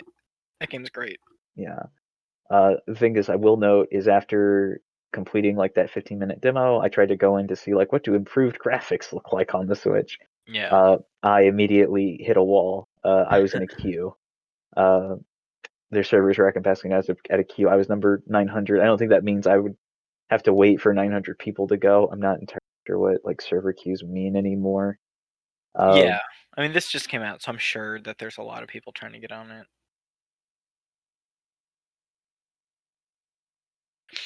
Well, it's No More Heroes 1 and 2 also just came out on Switch today, which I'm pretty excited about. I I I basically just bought No More Heroes 1 right before this, because I was thinking the only way to get No More Heroes 1 is on PS3 or on Wii, and it's $17.99. Fuck it. And it's still got motion controls, I think. You ever get into No More Heroes? No. They're silly. My boy Travis Touchdown, you know, jerking off with his lightsaber to make it recharge. It's very strange. I just like style. I just like how stylized and weird No More Heroes is. You're just Um, killing bosses. was this a Suda game? Yeah, it's a Suda game. Okay. It's Suda as fuck. You get a motorcycle and it's laser sword. Kill 11 bosses. Explore this open world that's pretty empty from what I remember, but it's charming. And Travis Touchdown's kind of an idiot who makes weird game references. You know, like everyone loves gamer references. Yeah, you know these gamers. Yeah. And then the other thing that came out was the Fire Emblem Shadow Dragon and Blade of Light are coming out on December 4th. And I think these were originally Super Nintendo games. Um, Let's see. I got this I'm article not. open. I'm not sure about the platform. It's one of the. I think it might have been like one of the Famicom Might have systems been just because NES. it was. That's what they call them in Pan. Yeah. Because this is like the first Fire Emblem game was has been Japan exclusive up until this December. Yeah. Okay, here's Shadow Dragon. Let's see. Shadow Dragon is the came out on a family computer first. What the fuck? Yes, that's a Famicom. Oh, that's a family. Oh, okay. That's Yeah. weird. Um. Oh, the NES. Interesting. Yeah. Okay, so it's Japan only. And I remember they remade Shadow Dragon on the DS, and it was really bad, and I hated it because they didn't update how it played. It just was the original game, but with better graphics. It's very rough. Hey, man, that's there for people who are into it. Yeah.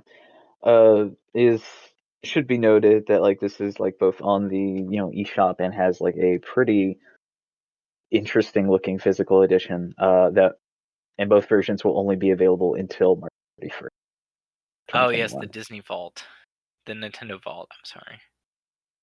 Good old Marth. Yeah, this is supremely weird that Nintendo is like vaulting both this and like the Super Mario Brothers Yeah. Well, thankfully this collection you one's just only released. $6, so whatever. That's not Yeah, you can pick this bad just boy up for cheap. fucking fuck Good. it. And I don't know. It's neat that Nintendo's just doing a bunch of like remasters of games or like putting stuff on Switch during COVID, while their other games are kind of like coming out while they're waiting. You know what I mean? Yeah. No, it's interesting. Oh I man, have you just seen this trailer though? Check out this yeah, trailer while you're. It just has I've like Marth from like Super Smash Brothers, and it says Japan only when you look at his like trophy from the GameCube Super Smash Brothers. yeah, and that was like my introduction to Marth was Same. Melee. I think it was over at like my Western siblings and audiences I were first at like met Marth and Roy in 2001. yep. Trailer. So you first met him in Smash also? Yeah. Yeah, he was my boy. Actually, I think I was a real Roy dude. Um Roy at the boy. time. Yeah, I was a Roy boy. Um because I liked the fact that if you held his B too long, it would get like more powerful than Mars, but it would also like hurt himself. Yeah. He's I pretty thought that good. was like an interesting thing. And he just had a sword, and I thought that was the coolest as a kid. And like I don't know if I'll pick this up. I might pick this up because it's $6 and like Nintendo's gonna like put it in a vault somewhere on the 31st. What's gonna happen on March 31st? Do you think Nintendo knows something we don't? I don't know. It'll just be COVID again. Bad It's just joke. wild that this is like been happened across multiple projects. Like I don't understand it. Well, that's how I've always felt about Nintendo because all of their stuff hardly ever like is cross like play. Like all the stuff you bought on like the Wii shop didn't transfer over. Like you can only play those on the Wii. Like the like if we're talking about like generations, like most of those 360 games that you bought on the Microsoft Store, you just own them on the Xbox One as well. So they've kind of always done this. Like, I mean, the Wii you could put your GameCube games in, but and the Wii U the back like that, but they've always been weird about like online stuff. So I don't know. Nintendo's weird about stuff. But here's the other news that was coming up is 100 Thieves is a who are 100 Thieves? I don't know, but they're helping out. They're turning a LA headquarters into a voting center, and I think they're an esports company. And I don't know a lot about this. Yeah, they're gonna serve as a LA voting center. Okay, I gotta Google who is 100 Thieves. I think they're a lifestyle and brand organization that compete in esports team, correct. See, I guess that's their stadium. So, get out and vote. Put the work in. The other pull I got is that Konami is not putting PS4 demo on PT, won't play on PS5 if you download it. I'm sure there's a back-end way into it, but I think a lot of people were talking about, is PT going to make it to PS5 because of Sony was saying all the PS4 games are basically going to be cross-play, but no, it's not coming over. I at one point had a hard drive with PT on it, but Yeah, I it's was too just lazy to reformat and pull it over to my new PS4. yeah. I think the thing with PT is kind of does reveal that this has to be like a developer decision on a real way, and like Konami was never gonna put in the work to make sure PT like made it across to the PlayStation 5, considering that they've like never put it back on the store since taking it down. Yeah. And it's not surprising. Is it? I mean, I wouldn't even say it's necessarily disappointing, because I didn't think it was gonna like be a thing anyway. It's just it's a bummer because I will like just have to like if I at some point my PS4 will break and I will lose PT, and I really don't know if that's gonna impact me in a real way. It's gonna be a bummer because PT is like still a really cool experiment and way of like of selling a game that Yeah, I as don't a think we've really game that seen. was Once. advertised during I think it was one of the Game Awards. It was just like they had a Tokyo Game trailer. Show. This is available now. Go play it. Nobody knows what it is. It's just a Konami thing. And then, as it turns out, it was going to be Hideo Kojima's next game for the Yeah. Yeah, this was Konami, like Kojima Fallout. yeah, this was like revealed at like the first day of the Tokyo Game Show. That like Konami was releasing a game called PT by studio. I think their studio name was 343. just a number. No. Yeah, 343's PT. That'd actually be interesting. it was And some number. It was like 34 studios, I think. yeah, it was like I think it was like a 4-digit thing. And like people like just sat with this thing for Oh, most of that week. 7780s There studio. you go. Yeah. How do you say that? 7780s. Yeah.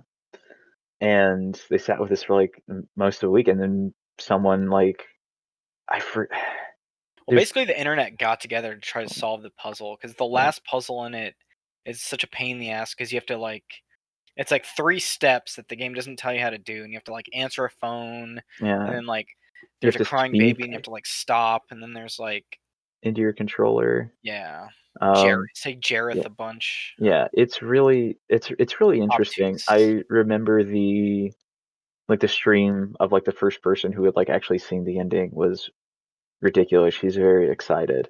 Or Norman she, Reedus. yeah, well, yeah. It starts out as like Norman Reedus, and actually no, it starts out as like Hideo Kojima, which in that time is like enough to get people real hype, and then it's Yeah. Guillermo del Toro, and Guillermo del Toro is a darling to most people, Oh yes. and then it's like Norman Reedus in Silent Hills, and Got him. Internet blew up. yeah, no, it's a dope announcement, and I would have actually been like, I'm not big on Kojima, I'm not that big on Del Toro, but I still would have really liked to have seen what they would have made. Yeah, it would have been cool. But I think they were talking about rebooting something about Silent Hill. But I don't know. I don't have access to PT anymore, and it kind of sucks. But I'm not too angry about not being able to play it. But what was I gonna? Wow, my brain is literally spacing. Nope, I lost it, Austin. Hmm. Oh, it used to be my spooky game. I used to play it every Halloween. That's right. Speaking of spooky games, because we were talking about you playing Resident Evil 7. Yep. Yeah, I think I've only ever played it once. I think I streamed it because at the time, girlfriend and I had come back to my house and we were like, hey, you want to do PT? Stream this spooky game. Yeah. I want to stream this weird spook game with me. And like I put on the headset and she like sat next to me. She like pulled up the solutions on her phone at one point. We were having a real rough go of it. Yeah, it's very obtuse. I think I played it with my friend. We both got really drunk one time, and we were like, "Man, we should just play PT." So we just got on, and it was just like, "Oh, this is so much." All right, we're gonna go in the quick hits. We're gonna lightning round. Austin, you ready for the lightning round? Sure. Whoop whoop whoop whoop. Devolver Digital bought the Serious Sam developer Crow Team. I think that's a good get. Because I hear Serious Sam 4 is fine. It's probably like a 6 out of 10. But it definitely doesn't do what the other games do, which is like harp on stuff. You okay? All right. Austin will be right back. But yeah, they picked up Serious Sam 4. Its developer also made Talos Principle. But I remember that there's a lot of talk about Serious Sam 1 and 2 are like good parody versions of like Doom and Wolfenstein and Quake. So hopefully they help them find a good place. I'm looking at these Serious Sam 4 pictures on IGN, and there's an ad for Facebook Gaming. I'm curious. There's so many people who watch Facebook. I'm curious if they're gonna pick up the viewers eventually. But well, here's my other quick hint. Nintendo is dropping the price of replacement Joy-Cons. They're gonna make it $40 instead of $50. So you get 2 Joy-Cons for $80, or you get instead of it being $100, which is cool. Because I don't know, Joy-Con drift sucks, and Yeah, the I mean price of 2 Switch controllers is $80. So you should be able to buy one for $40 instead of one for $50. yeah, the fact that like the price for one Joy-Con is ever like not just half of the pair is a bit ridiculous, especially when they admitted to drift being a thing. Yeah. And my Joy-Con is drifting, and I've just been using. I bought a $30 wireless like fake GameCube controller. That's pretty good for my Switch. But I might replace it at some point with one of those $40 ones. You can get them. Actually, you can get the pair. Wario64 made a post about this on the 23rd of the month, like last week. That you can get them for $70 right now, which still a lot of money for a controller. I don't like paying full price for stuff, but even $70 is a lot. Yeah. Did you see those Nathan Drake pictures? Good old Yeah. Holland Drake. Nathan Holland Drake. Like, yeah, Tom Holland as a young Nathan Drake. I mean, Hey, The Young Adventures of Indiana Jones. Good I series. Do it with I Nathan Drake. He'll I grow guess. into it, and Then he'll just be Nathan Drake when he grows up, you know? And Spider-Man. Sony's just gonna give Tom Holland all their money. This kid's 24. This guy's my age. Yep. Damn it. Yeah, it's funny. That's how there's a bunch of actors. Yeah, it turns out other people are also allowed to be 24, and some of those people are successful, and I don't like it. Hey, it's okay. Macaulay Culkin was successful at the age of like 8, Yeah. 12, or I whenever he don't was know. doing nuts. I'm not super stoked about like an Uncharted movie. I think at the very least it'll be like fun than like it'll be more fun than like the Last of Us show. That's Yeah, by design in a oh real yeah. way. I would rather have the happy, quirky Uncharted movie than a depressing Last of Us movie. Hey man, they already did Nathan Fillion in the live action movie Do I need on no? YouTube. It's so good. It's so bad. Oh, it's so bad, but it's Nathan Fillion just killed Like it. I just he love it. he's it's so terrible. Yeah. It's not even like it's like no part of it is particularly funny. He Go to looks like 11:30 on this. he Look at Nathan Fillion just air punching some guy. I've seen this before. I saw this when it came out. It sucked back then and it sucks now. Oh, you suck. It's fun. Like they put him in like a bad version of Nathan Drake's Uncharted 4 outfit. They like Nathan Fillion looks like a 40-year-old like TV actor trying to be an action star in this. That's true. Uh, This is like old Nathan, if we're gonna be real, because Nathan Drake's like 30-ish in the first Uncharted, I'd say. well, he's like mid-20s in the first Oh, Uncharted. okay. I would say more so than 30. We just have not been in a place where we're comfortable depicting people younger than age 30 in games for some reason. Yeah. Except for Old Snake and Metal Gear Solid 4, Austin.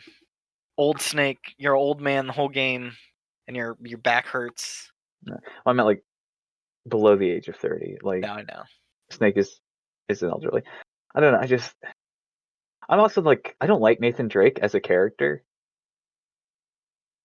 You know, I think I mostly like him in 4.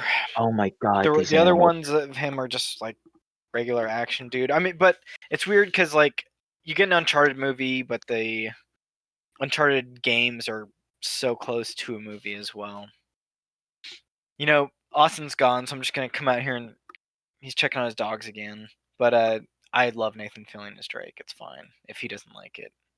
He's quippy and fun. Austin Austin Taylor, known Firefly fan, not liking Nathan Fillion. I don't think he's a real Firefly fan. You know, if he doesn't like Nathan Fillion in this, gosh, just joking. Other quick hits this month or for the week are these PlayStation Plus games for November just got announced. I think. Oh, Austin had the article. I didn't. Rats. What were they? What were they?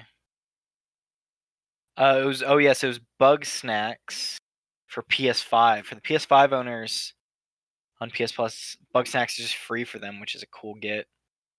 Unfortunately, it's not Bugsnax on PS4, so I'm gonna have to buy that. But Middle Earth Shadow of War and Hollow Knight Voidheart Edition. What's up, Austin? Sounds like you're back. Yeah, I'm back. Yeah, no, these animals are being real. Like these cold outside. All the dogs want to hang out in the backyard. The pig doesn't want to, so They're it's just like ready. They're they're just ready. they're just ready. I Man, think I'm while gonna. you were gone, I said you weren't a real Firefly fan because you didn't like Nathan Fillion, and Well, I'm not a real yeah. Firefly fan. There we I go. We haven't. got it. I haven't You hear it now, internet. He's on not a real record. Firefly fan. Yeah, no. I mean, like I stopped being a Firefly. Blah. I can't even say it with these headphones on. Yeah, me neither. Um, I'm not like I haven't been like a fan of that show since like my early college years, and like I used to be like the kid. Like I bought the DVD release of that show because it advertised having 2 episodes that didn't air, and Yeah, I thought these were 2 episodes that Netflix didn't have. yeah. So I was like, hey, it was like $20, and I just bought it because I really wanted those.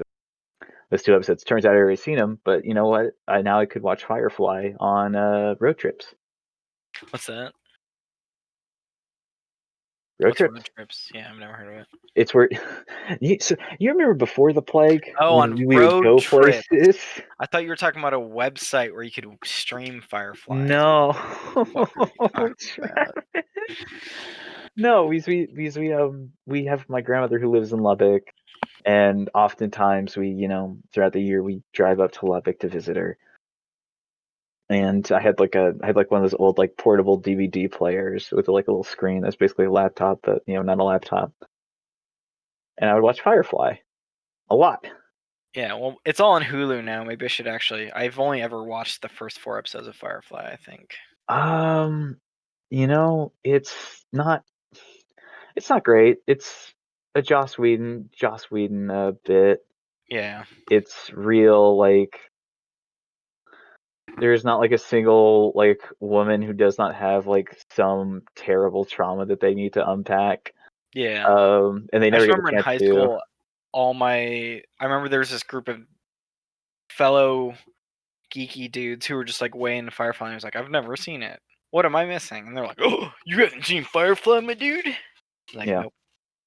Yeah, I will say, Joss Whedon weird writing sometimes. I'll agree with you yeah, on that. I'll say like, there's like an episode titled "Out of Gas" that is like about Nathan Fillion's character, how he got the ship, and how he assembled like the original crew. It's warm. It's interesting enough and charming. And it's like a pretty solo. It's like a solo Nathan Fillion episode for the most part. Okay, I'm into it. I don't know. Nathan Fillion is Buck and Cade in Halo and Destiny, so people like Nathan Fillion a lot. Well, not anymore. Not He's only anymore. one of those now. Yeah, he's not. Cade's dead until he Yeah, comes back. and he wasn't Cade when they killed him. That was Nolan North. Yeah, just get Nolan North to replace him. It's funny. Yeah. I'm sorry. I'm watching this Bugsnax trailer again too because I have the PlayStation Plus for November thing open. I talked about it already, but yeah, Bugsnax Yeah. on PS5, just being free. Good deal. You got it, Sony. See, that's a launch. Boom! There's another launch title. There's another free pack in because everyone's gonna have PlayStation Plus, Austin. Mm-hmm. Astrobot and Bugsnax. Let's go. The dark lore of Bugsnax. Oh, I'm getting served a political ad on Facebook again. The dark lore of Bugsnax. That's the episode title. Yeah, Got I it. like the PS Plus games. Like, I was never going to pay to play Shadow of War. I bought it on sale because I was just watching a bunch of Lord of the Rings from the extended edition, but I never got around to actually playing it. Yeah, I remember it was on Game Pass for a while. Even on PC, it was on Game Pass, and I thought about it, but then some journalist I follow on Twitter was like, "Hey, this just doesn't work here Oh, on Game Pass or on Xbox? on PC Game Pass." Oh, weird. And I was like, "That's a shame. Oh well." But nothing about Shadow of War narratively or like gameplay wise interesting enough to get me in. But Hollow Knight, on the other hand, I'll try that out. Yeah, I've always heard good things. I hear the map is meh in Hollow Knight, but everything else is probably it's a cool roguelite. Roguelite. Well, it's not a roguelite. Oh, it's a Metroidvania. That's right. Yeah. But yeah, I don't know. That's cool. Bugsnax. That's all I can think about. I can't wait till when's Bugsnax come out. It's like 2 weeks away, right? I want to trap these bugs in first person. I'll be a Bugsnax journalist. I'll put my degree to good use and figure out what's up with these Bugsnax. Yeah, you get to turn the denizens of the island you're on into weird bug snack mutations. Yeah, it Yeah, comes out I'm the gonna. 12th, so it's a little like over just 2 weeks away. Yeah, check out this. Check out Mayor of Bugsnax in the weird underwear. Look at that. I don't know. Is that a ketchup? that a That's little supposed to be ketchup a ketchup. container? Yeah, that's a ketchup container. Looks like he's wearing big old underwear, you know? Yeah, it And he's looks like got he's. orange on his head. Yep, they look like they're wearing a diaper. It is Big old. disturbing in all the ways that this game is promising. I'm so ready for the dark lore of Bugsnax. I literally wrote the dark lote of Bugsnax, LOT. Yeah, I saw that. Lore. All right. I can't keep talking about the lore of Bugsnax. No, We'll we get to it when it comes out. should move on. This is, after all, supposed to. All right. Well, thanks for joining me, Austin, for another episode of Third Coast Gaming Radio. You know, where can people find you on Twitter? On Twitter. Oh, geez. Well, if you want to see my bad tweets, you can find me at Beardless2 on Twitter. You gonna tweet about Nathan Fillion? No, Or you just gonna leave that? You're gonna unrest all the Firefly fans. If I tweet about Nathan Fillion, it will prove that he lives rent-free in my mind. Yeah. And that's not great. So I imagine over the next week, I'll be tweeting about me getting back into BattleTech, playing 3D Realms' new game, Ghost Runner, and probably going through Grim Fandango. Nice. Well, you can find me at Travis23Doyle on Twitter. Here, let me. There's a show called Big Mouth on Netflix. And Nathan Fillion's just in it for some reason. Here you go. Look at this. This picture of Nathan Fillion coming up. Do you see Nathan Fillion, Austin? Look at Nathan Fillion. I think Austin's gone. I think he left me. All right. Well, that's it for the episode. I'll catch y'all later. You know.